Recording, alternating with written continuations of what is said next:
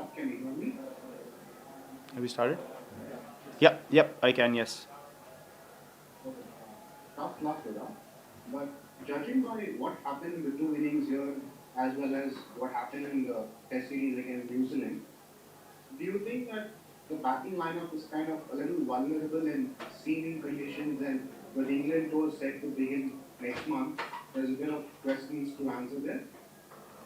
Well, we definitely need to work out better plans in terms of understanding how to score runs. We have to stay in sync with the momentum of the game and not let the game drift away too much. I don't think there's any technical difficulties as such, but I think it's more down to game awareness and being a little more brave in putting bowlers under pressure and not allowing them to bowl in similar areas for longer periods of time, unless it's absolutely overcast and the ball swinging all over the place like it did on day one. I think outside of that, we need to be able to move the game forward and put the opposition under pressure, and that's key to playing and performing in difficult conditions.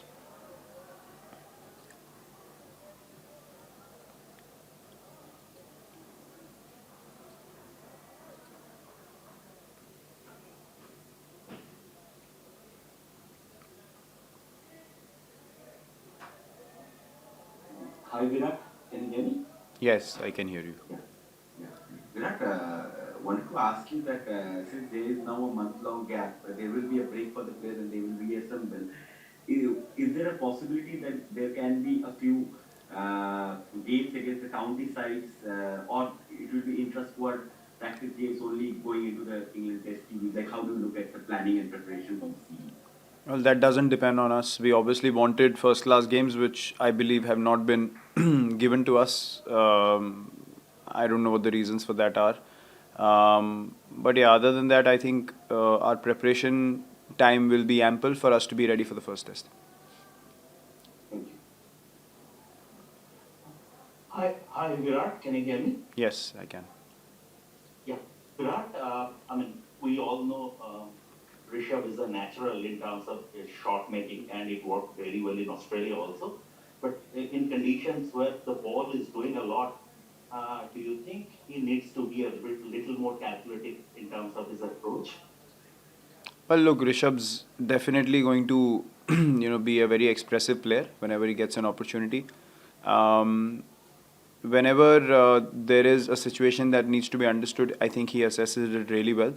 Um, when things don't come off, you can say that it was an error of judgment, and that's acceptable in sport. But we don't want him to lose his positivity or his optimism in changing the situation for the team, and that's where his USP lies. And we will definitely continue to back him to play that way, and find ways to put pressure on the opposition and find ways to score runs, which is a natural game. So we're not too worried about that. I think it's up to him to understand whether it was a error of judgment and rectify it moving forward, because he has a long career with the Indian team, and certainly someone who could be a match winner for India on consistently many occasions in the future. Thank you. Virat, this is the third tour for the Indian core of the batting unit. For a team that has done well in different conditions, where do you think they struggle when it comes to batting in English conditions? And you had a very exceptional tour last time around. What kind of suggestions you would give your fellow batting? Well, I don't need to give any suggestions. I think we are collectively trying to put enough runs on the board as a batting unit. And as I said, the mindset has to be to score runs and find ways to score runs. You can't be too worried about getting out because you're bringing the bowler into the game completely and not moving the game forward, as I mentioned. And yeah, that's probably the only thing we need to focus. We know that as a batting unit, if we consistently put up 300 on the board, then it's a different kind of pressure on the opposition with the kind of bowlers that we have. So we understand that, and our endeavor will be to keep working on those plans and try to execute them every time that we bat. Hi Virat, you had earlier said that India reaching the finals was a collective work of of the hard work that you had done under 2 years. So how much weightage would you give to this performance, and do you think nerves played a big role in today's performance because there were some unfamiliar shots? Well, look. Firstly, I'm not in absolute agreement of deciding, the best test side in the world over a course of one game. To be very honest, if it is a test series, it has to be a test of character over three tests. Which team has the ability to come back into the series or totally blow away the other team. It can't just be, a pressure applied over 2 days of good cricket and then you suddenly are not a good test side anymore. I don't believe in that. I think it has to be a hard grind and something that definitely needs to be worked around in the future to really, at the end of three matches, where there's effort, there's ups and downs, there's situations changing throughout the course of the series, a chance to rectify the things that you've done wrong in the first game, and then really see who's the better side over a course of a three-match series or something will be a good measure of how things really are. So we are not too bothered by this result because we understand, as I said, as a test side, what we've done over the last 3-4 years, not just over the last 18 months, but over the last 3-4 years. So this is not a measure of who we are as a team and the ability and the potential we have had for so many years now. Captain, just to take the format thing forward, since we are on it, do you see the 2 year cycle as a perfect one, or would you ideally want a 4 year cycle with more teams actually ending up playing each other before deciding the knockout or the final if it is required? I have no idea. I haven't ever thought about this, and we've never had any discussions over it. There are other tournaments as well, which are big tournaments. So this is not for me to put together. I just believe that it should be done over a course of three matches, so that you as a side prepare accordingly and you have a chance to, as I said, either drive home the advantage or really test the other team out if you haven't had a good first game. So a 4 year cycle or a 2 year cycle, I think a 2 year cycle has been good, but the 4 year cycle discussion has not taken place. Thank you. Hello, Virat. I just wondered what you thought of the quality of the New Zealand bowling you faced in those conditions and what made it especially tough to get scores against that attack. Yeah, look, very consistent. Again, they're a very effective side. We've seen that over the years. They're a very structured side and they like to play their cricket in a certain manner. So, as I said, you need to find ways to disrupt that. If you don't put their bowlers under pressure, then they have the fitness and the consistency to bowl long spells and keep bowling all day in the same areas and trouble you. And the more momentum you give them, then invariably they get the breakthroughs they want. So, as I said, our endeavor from here on will be to try and score runs and not worry about getting out and in testing conditions. That's the only way you can score and put the opposition under pressure. Otherwise, you're just literally standing there, hoping that you don't get out, and eventually you will because you're not being optimistic enough. And I think you have to take more risks and calculated risks and be confident about taking those risks against a quality bowling attack like New Zealand. Virat, generally when we talk about building teams and everything, we talk about 4 year cycles after a 50 over World Cup or a 2 year cycle after a T20 World Cup or so.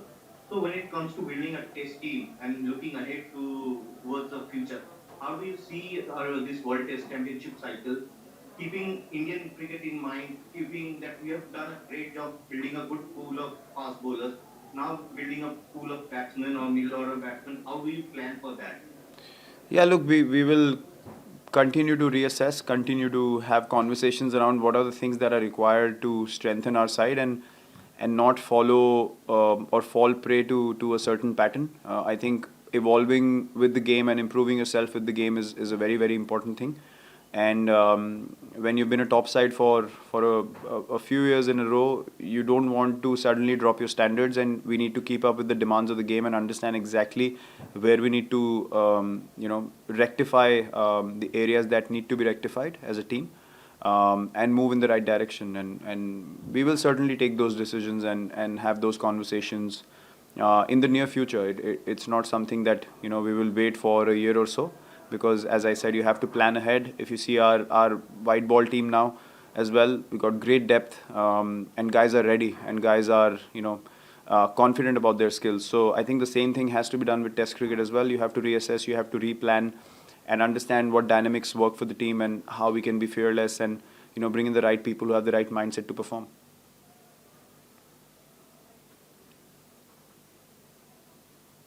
Hi Virat, Shubhayan here. Virat, you spoke about Kyle Jamieson in the presentation. Your battle against him was enticing to be the same. How would you sum up that face-off and what makes him a challenging bowler with the red ball? Well, he's a very good bowler, similar to many that I've faced in my career so far. His height, I think, gives him an added advantage. I truly believe that we did not put him under enough pressure.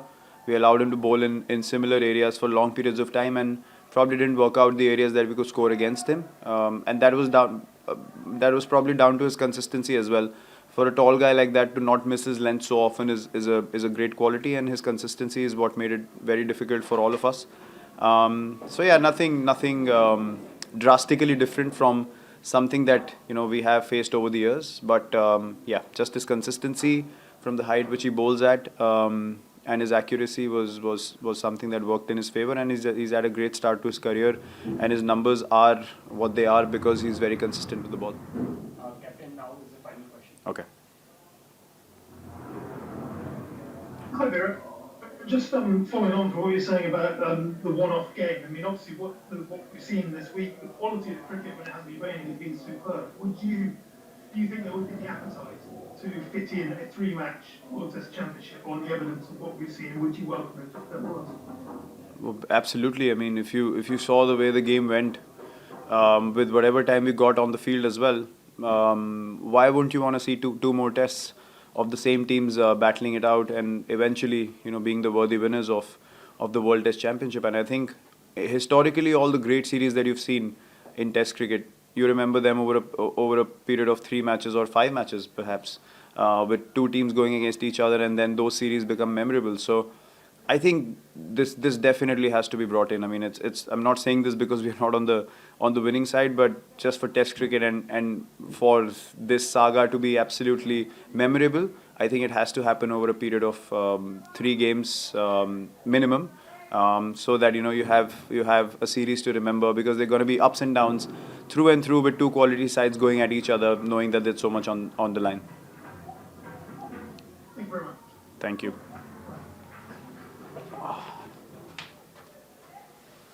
Thanks, man. I got it.